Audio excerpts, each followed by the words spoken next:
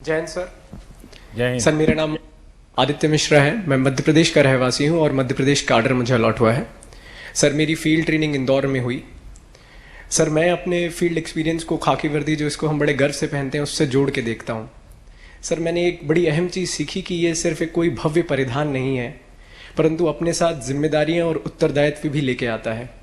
Sir, corona एक ऐसी असाधारण चुनौती थी जिसने हमें भी और बाकी सभी फ्रंटलाइन वॉरियर्स को एक काफ़ी बड़ी चुनौती दी। सर, मैं खुद भी संक्रमित हुआ और बहुत शुरुआत के दिनों में, और भाग्यशाली रहा कि सकुशल वापस आ पाया। सर, मेरे फोर्स के कई लोग ऐसे थे हमारे जो इतने भाग्यशाली नहीं थे, ना अपने घर लौट पाए।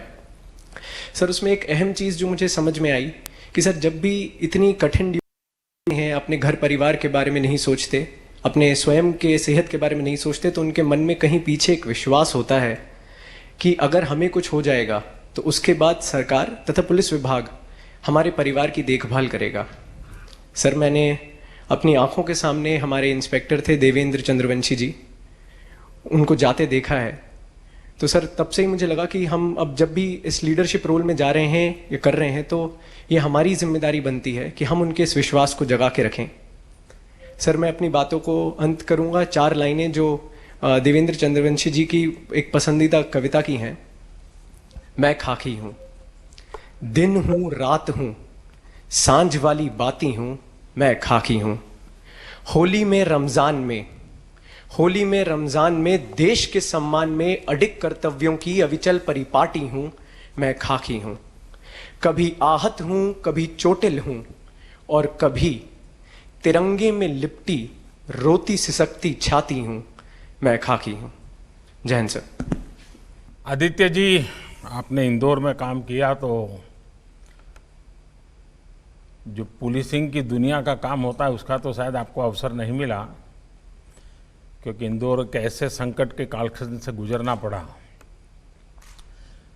और ज़्यादातर हमारे पुलिस बल के लोगों को सबसे पहले इस वायरस का शिकार होना पड़ा। और सबसे ज़्यादा इंदौर में बड़ा मैं भी अनुभव कर रहा था कि ये संकट कहीं गहरा न जाए। और लेकिन इसके बावजूद भी पुलिस बेड़े के लोगों ने हिंदुस्तान के हर कोने में इस सारी परिस्थिति में जो काम किया है, उस काम का अपना महत्व है, समाज को उसका अपना लाभ है। लेकिन एक बहुत बड़ी बात हुई है, और मैं समझता हूं कि ये पुलिस बेड़े की बहुत बड़ी पूंजी है। इसको कैसे हम संभालें, इसे संभालने के लिए हम इंस्टीट्यूशनल अरेंजमेंट क्या करें, और वो क्या है? हिंदुस्तान के सामान्य मानवी के मन में पुलिस मतलब डंडा, पुलिस मतलब तू मैं, पुलिस मतलब जुल्म, ये बाय एंड लार्ज छवि बन चुकी थी। इसका मतलब ये नहीं कि समय समय पर पुलिस ने मानवता के काम नहीं किए हैं। और मैं तो मानता हूं कि शायद हर पुलिस थाने में डेली 5-10 काम तो ऐसे होते ही होंगे जो मानवता की दृष्टि से बहुत अहमियत रखते हैं। लेकिन इसका कभी कलेक्टिव इंपैक्ट समाज जीवन पे आया नहीं। छुटपुट घटनाएं बनी रही। कोरोना के कालखंड में देश के हर कोने में खाकी वर्दी के लोग जब गीत गाते हैं, गीतों के द्वारा लोगों को शिक्षित करने का प्रयास करते हैं, खाकी वर्दी के लोग फुटपाथ पर बैठे हुए लोगों को खाना पहुंचा रहे हैं, पानी पहुंचा रहे हैं, खुद रिस्क लेकर के कोरोना के मरीज को ले जाते हैं, ये दृश्य देश ने देखे हैं। एक मानवीय चेहरा हमारी खाकी वर्दी का लोगों के मन में स्थिर हो जाए। अब हम लोगों का जिम्मा है कि कोरोना वायरस के संकट के काल में भी जिस प्रकार से खाकी वर्दी का जो भीतर पैदा हुआ मानवता का अंश था, जो कभी कभी टुकड़ों में दिखता था, वो एक संगठित स्वरूप में नजर आया है। ये बहुत बड़ी पूंजी है। मैं तो चाहूंगा कि हर पुलिस थाने में, वहां की स्कूलों के माध्यम से, कि कोरोना के काल में हमारे इलाके के पुलिस के लोगों ने कैसे मदद की, हस्तलिखित अंक तैयार करें, थाने को आकर के भेंट दें। आप देखिए ये विरासत बन जाएगी और देश भर के हर पुलिस थाने से वहां पर कोरोना काल में मानवता के जो काम हुए हैं उसको अगर हम लिख लें, फिर उसको ऑनलाइन व्यवस्था करें, आप देखिए ये एक आपकी बहुत बड़ी अमानत बन जाएगी। और फिर पुलिस विभाग में पुराने लोग होंगे वो भी, जो नई पीढ़ी होगी वो भी, और भविष्य की पीढ़ी होगी भी, उसको भी लगेगा कि मानवीय व्यवहार की ताकत बहुत बड़ी होती है। और मुझे विश्वास है कि इस कोरोना कालखंड में आप लोग, क्योंकि उसी समय आपको फील्ड में जाने का मौका मिला, लेकिन आपके सामने वही काम रहा। आप उसमें से जो अच्छी बातें हैं लोगों को पहुंचाएंगे, और खाकी के प्रति गर्व होना ये बहुत अनिवार्य है।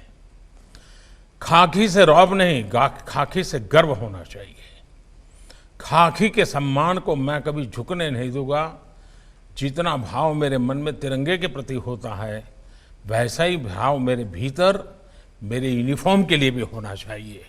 और ये आप देखिए इतनी बड़ी ताकत, तो मेरी आप सबको इस विषय में तो बहुत शुभकामनाएं रहेगी।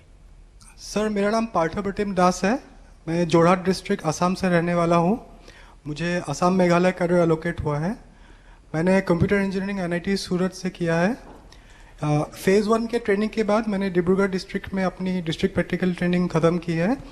और कोरोना आउटब्रेक के बाद सर, जब भारत सरकार ने मूवमेंट ऑफ स्ट्रैंडेड पैसेंजर्स का गाइडलाइंस निकाला, तब मुझे डिप्यूट किया गया था कोकराझार में असम बंगाल बॉर्डर लोगों के मूवमेंट को मैनेज करने के लिए। तब सर जो रजिस्ट्रेशन प्रोसेस और जो व्हीकल्स आती थी उनका रजिस्ट्रेशन हम करते थे, और एक डेटाबेस हमने बनाया था गुवाहाटी में ताकि लोगों का ट्रेसिंग हो सके। सर, वहाँ पे कुछ चैलेंजेस जो हमने फेस किए हैं, लोग हज़ारों किलोमीटर साइकिल से चल के वहाँ आते थे, तो वहाँ पे हमने काफ़ी अच्छी सर्विस प्रोवाइड की थी। लोगों को खाना पहुँचाया था।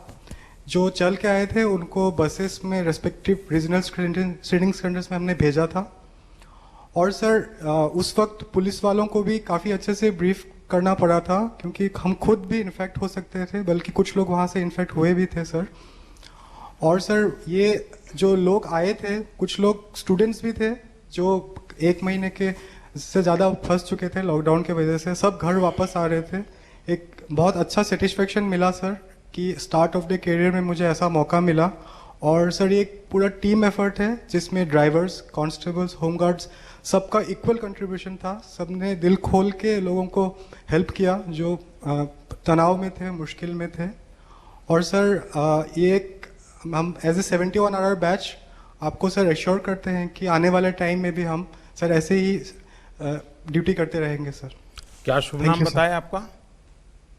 सर, पार्थप्रतिम दास सर। दास, सूरत में कितना समय रहे? सर 4 साल इंजीनियरिंग की थी सर। तो सूरत का खाना मिस करते होंगे? Yes sir, vada pav sir miss करता हूँ। आसाम और सूरत की कॉमन चीज पता है क्या है?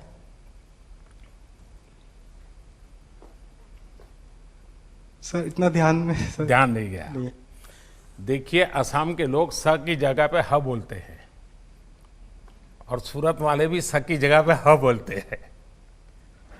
वो पैसा नहीं बोलते, पहिया बोलते हैं। जैसे आप असम को अहम बोलते हैं, तो वे भी स को ह बोलते हैं। तो अगर आपको सुरती लोगों से बात करने का मौका मिला होगा, और जब सूरत से आप असम जब भी छुट्टियों में गए होंगे, तो जो सूरत को जानते होंगे जरूर आपको पूछते होंगे कि सूरत का खाना इतना तारीफ होती है, तो कभी कुछ ले जाते थे कि नहीं? कुछ कुछ ले जाता था सर, खाकड़ा, पापड़ी, ये सब लेके जाता था घर पे। देखिए, आपने सही कहा। आपको जाते ही एक जो प्रवासी मजदूर और बाकी लोग थे उनकी सेवा करने का मौका मिला। कभी कभार लेफ्ट राइट बाएं दाएं उसमें लीडरशिप करना एक अलग प्रकार की क्वालिटी लगती है और पुलिस को ज्यादातर उस प्रकार की लीडरशिप का अनुभव आता है। लेकिन जब इस प्रकार के काम में जुड़ते हैं जिसमें बाएं दाएं कम होता है, अपनी बुद्धि शक्ति से और विश्वास से समस्या का समाधान करना होता है और उस समय लीडरशिप देना बहुत ही अनेक गुणों की आवश्यकता को अनुभव कराता है। और इसलिए मेरा पक्का विश्वास है कि संकट के कालखंड में आपको जाने का जो मौका मिला है, सामान्य स्थिति में गए होते तो आप थाना, ड्यूटी, एफआईआर, कानून, इश्यूज इसी में उलझ जाते। मैं मानता हूं ये भी आपके जीवन में एक अवसर था कि सीधा आपको समाज जीवन के उन संकट काल से जुड़ना पड़ा और आपने उसमें समाधान करने का प्रयास किया। और मुझे विश्वास है कि आप तो टेक्नोलॉजी के बैकग्राउंड के हैं, आपने उस सेवा के काल में टेक्नोलॉजी का भी भरपूर उपयोग किया होगा। टेक्नोलॉजी के माध्यम से व्यवस्थाओं को विकसित करना, लोगों को काम बांटना, उसका रिपोर्टिंग करना, ये जरूर आपने अच्छे ढंग से किया होगा। तो अब आसाम की सेवा और सूरत का रंग भर करके आगे बढ़िए आप। बहुत शुभकामनाएं दास।